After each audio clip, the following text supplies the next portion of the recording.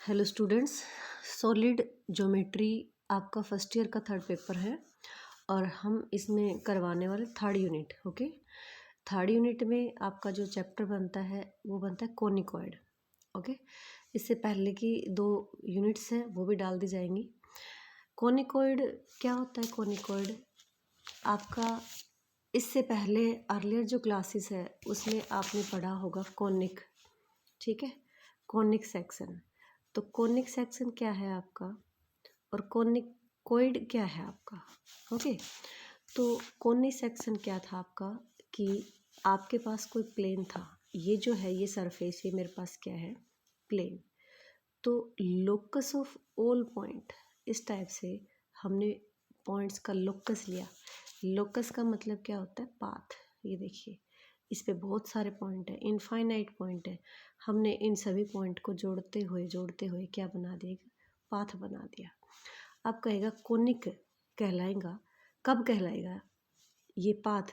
जब ये किसी फिक्स पॉइंट से और किसी फिक्स्ड स्ट्रेट लाइन से, ये मैंने फिक्स पॉइंट ले लिया और ये मैंने फिक्स क्या ले ली? स्ट्रेट लाइन से। और इन जो पॉइंट्स की जो डिस्टेंस है वो क्या रखे? अपना एक कांस्टेंट रेशियो रखे। ठीक है, इन पॉइंट्स की डिस्टेंस जैसे ये वाली ले ली और इस पॉइंट से ये मेरा क्या था? Fix point. ओके, और ये मेरा फिक्स पॉइंट क्या कहलाता है? फोकस कहलाता है। क्या कहलाता है? फोकस। और ये जो मेरी स्ट्रेट लाइन में बोल रही हूँ ये आपके पास क्या है? डायरेक्ट्रिक्स है। ओके, ये स्ट्रेट लाइन क्या है? डायरेक्ट्रिक्स। तो मैंने इसको L1 का नाम दे दिया, इसको M1 का, L2 का, M2 का। लाइकवाइज मैं ऐसे ही बहुत सारे इनफाइनाइट पॉइंट लूँगी जो इस कर्व पे आने हैं। ठीक है ना, क्योंकि मैंने कर्व को क्या लिया है? उन पॉइंट्स का पाथ लिया है। ओके, तो अब क्या कह रही हूँ कि कोनिक क्या कहलाता है?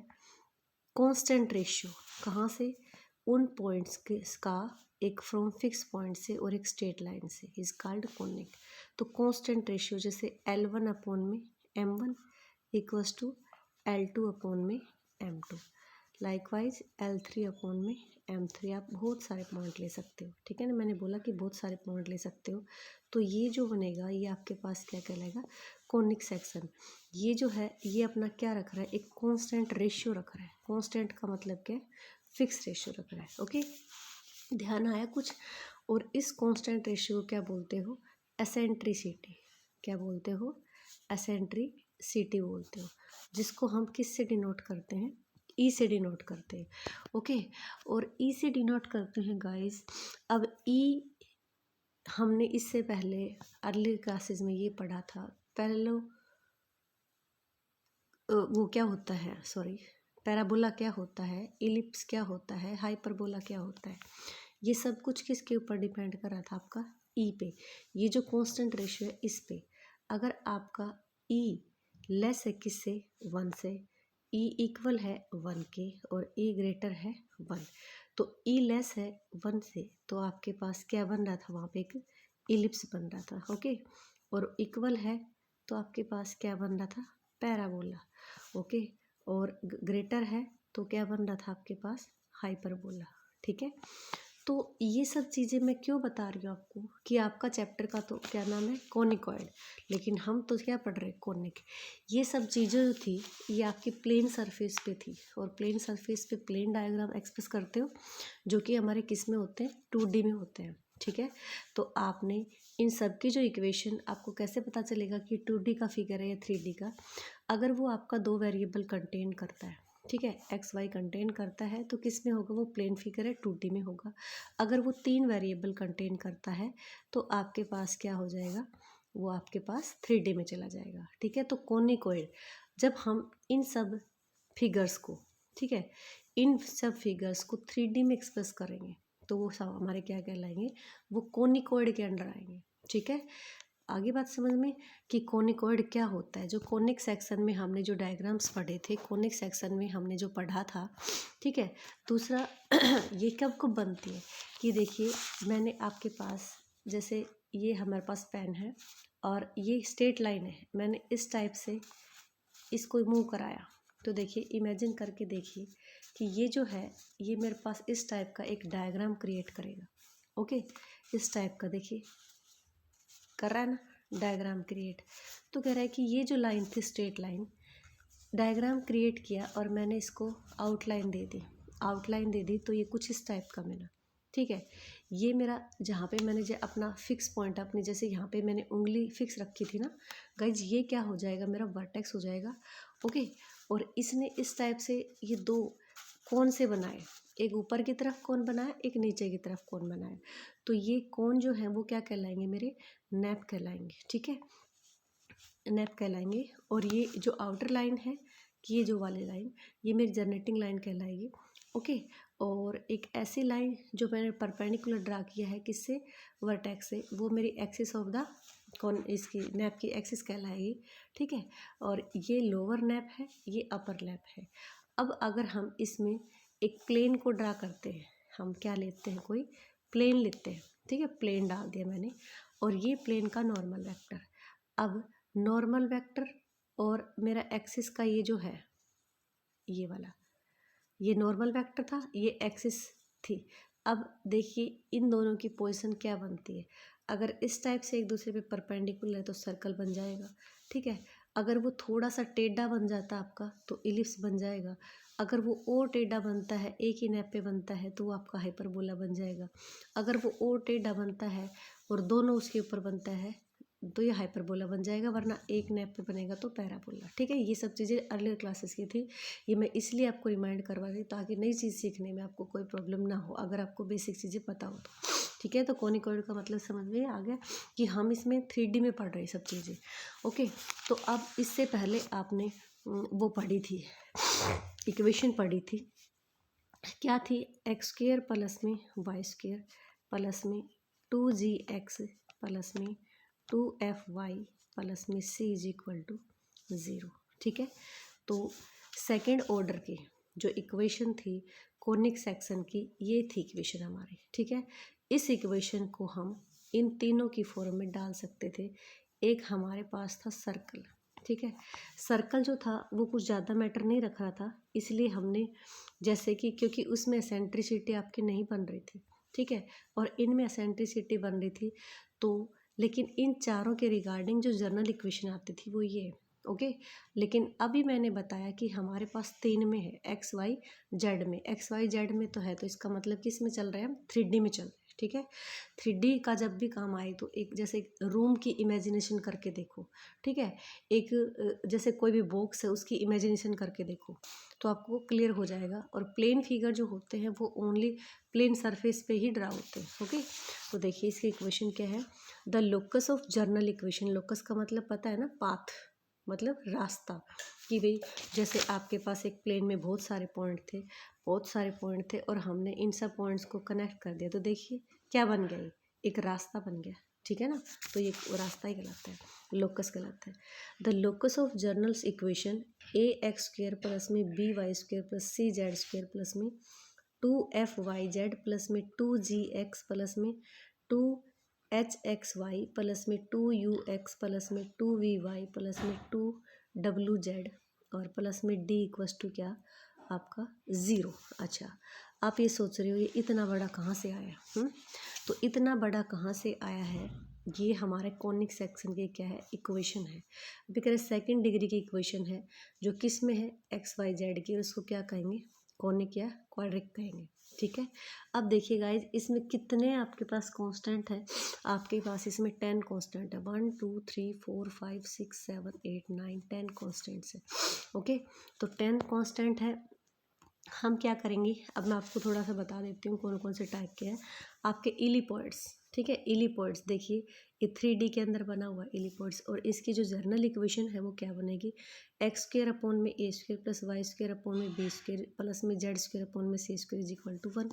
अब देखिए अगर इस चीज़ को मैं रिमूव कर दूँ, ठीक है ना, जेड वाले को, तो किसकी इक्वेशन बन गई, किसकी बन गई आपकी, इलिप्स की। लेकिन हमें क्या चाहिए, इलिपॉइड, हमें 3D में चाहिए, तो हमने जेड स्क्वेयर प्लस में क्या डाल दिया, सी स्क्वेयर डाल दिया। ठीक है, तो ये आपका 3D का बन गया। ओके, अब आपके पास क्या है, हाइपरबोलिड ऑफ 1 सीट का, वन सीट का हाइपरबोलिक चाहिए, आपको इक्वेशंस लर्न करने पड़ेंगे। एक्स स्क्वायर अपॉन में ए square plus Y square upon B square minus z square upon में सी स्क्वायर इक्वल्स टू 1 हो जाएगा। ठीक है, अब देखिए वन सीट का, ये सीटें दोनों क्या थी, कनेक्ट हो रखी थी।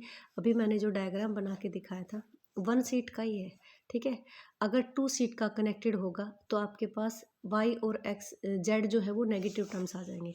ये नीचे वाले में देखिए हाइपरबोलिड ऑफ टू सीट्स, ठीक है ना, हाइपरबोलिड ऑफ टू सीट्स हो गया ना, तो 2 सीट्स का हाइपरबोलिड है। देखिए ये जो नैप थे ये अलग अलग हो चुके हैं, और इसमें इक्वेशन क्या बनेगी, एक्स स्क्वायर अपॉन में ए square minus y square upon B square minus में जेड स्क्वायर अपॉन में c square is equal to 1।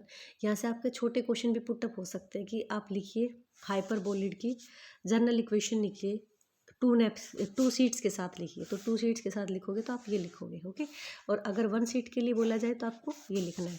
Okay, अब आपके पास आता है कोन। अगर इस नैप को बिल्कुल फोल्ड कर दिया जाए और ये इस टाइप से इमेजिन कर लो आप, तो ये आपके पास क्या बन जाएगी, कोन की इक्वेशन। दिखने में क्या दिख रहा है, कोन दिख रहा है। X square upon a square plus Y square upon B square minus c z square upon में सी स्क्वायर इक्वल्स टू 0। ठीक है, इक्वल्स टू क्या हो गया आपके पास, 0 हो गया। ठीक है, अब करें इलेप्टिक पैराबोलिड। इलेप्टिक पैराबोलिड, ये देखो ये आपका एक बास्केट जैसा लग रहा है, ठीक है ना, टोकरी जैसा लग रहा है। एक्स स्क्वायर अपॉन में ए square plus Y square upon B square is equal to 2z upon में सी, क्या 2z अपॉन में सी। ठीक है, अगर हमने इसको थोड़ा सा इसको क्या कर दिया, टेढ़ा, थोड़ा सा नहीं ज़्यादा ही कर दिया इसको टेढ़ा, मतलब इसको ओपन कर दिया, ये सब कुछ किससे बन रहा है, एक सर्कल से ही बनाया जा रहा है। ठीक है, हाइपरबोलिक बन जाएगा, हाइपरबोलिक पैराबोलिड। ठीक है, एक्स स्क्वायर अपॉन में ए square minus y square upon B square equals to 2z upon में सी। तो इसमें आपके पास प्लस था, इसमें आपके पास क्या है, इन दोनों के बीच में माइनस। वैसे भी हाइपरबोलिक में आप क्या लेते हो, माइनस। ये इलेप्टिक था, इलेप्टिक में आप क्या लेते हो, प्लस लेते हो। ठीक है, और पैराबोलिड में क्या लेते हो, एक तरफ जो होती है एक वेरिएबल की पावर तो इवन होती है और एक की क्या होती है, ओड होती है, मतलब सिंगल पावर होती है, लीनियर में होता है। तो यहाँ पे देखिए ये 3D में तो 2 की पावर तो इवन है और एक की क्या है, जेड है ना, सिंगल। जैसे Y square is equal to 4x नहीं लेते हो, Y square is equal to 4ax।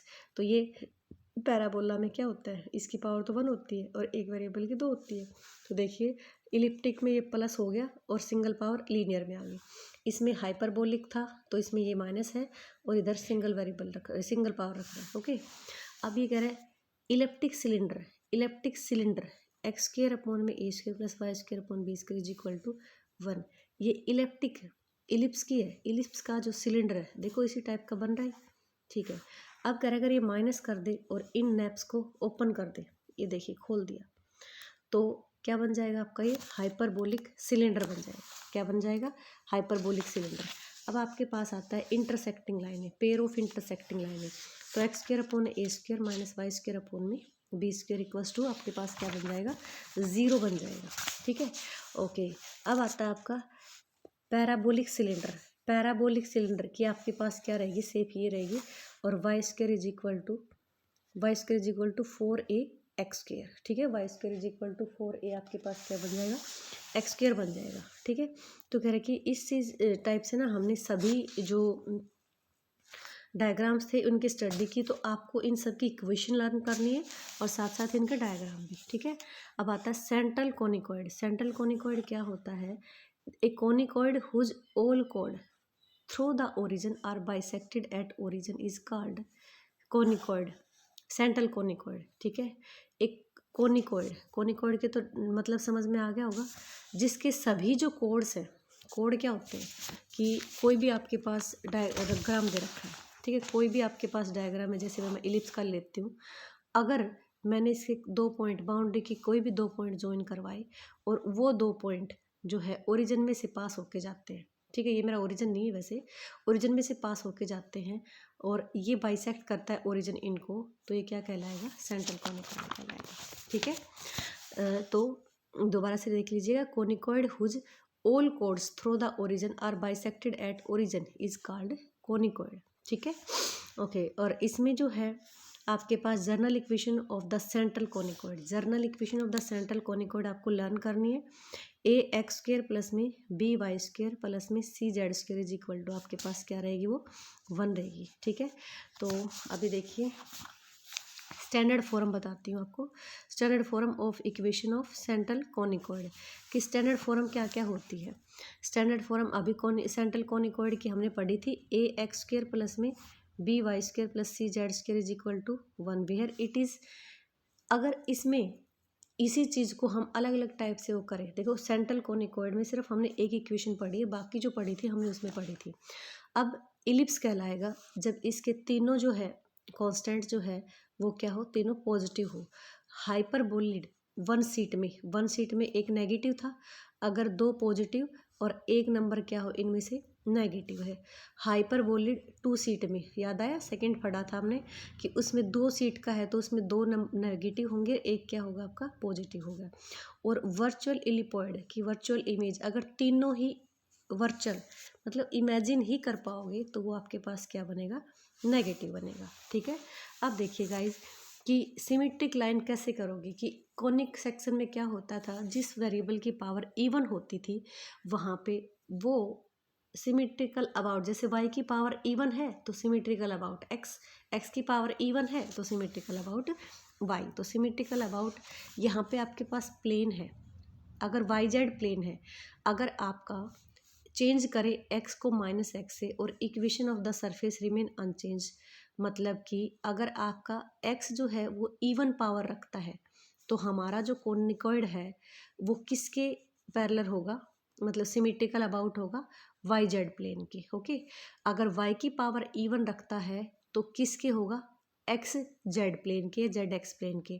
Okay, और z की पावर अगर आपके पास इवन है तो क्या रहेगा, XY प्लेन के सिमेट्रिकल अबाउट होगा। दूसरी बात ये कहता है कि अगर उस प्लेन में x इज इक्वल टू 0 हो, ठीक है, x इज इक्वल टू अगर 0 हो तो symmetrical about YZ plane, y is equal to 0 हो तो symmetrical about ZX plane, and z is equal to 0 हो तो सिमेट्रिकल अबाउट क्या हो जाएगा गाइज, XY प्लेन हो जाएगा। Okay, thank you, have a nice day. इससे आगे जो है हम इनके जो टाइप्स पढ़े हैं उनके बारे में डिस्कस करेंगे, तो इससे पहले जो है आपको ये सारे पॉइंट लर्न होने चाहिए और जो सिमेट्रिक लाइन बताइए वो वाली लर्न होनी चाहिए। Okay, thank you, have a nice day.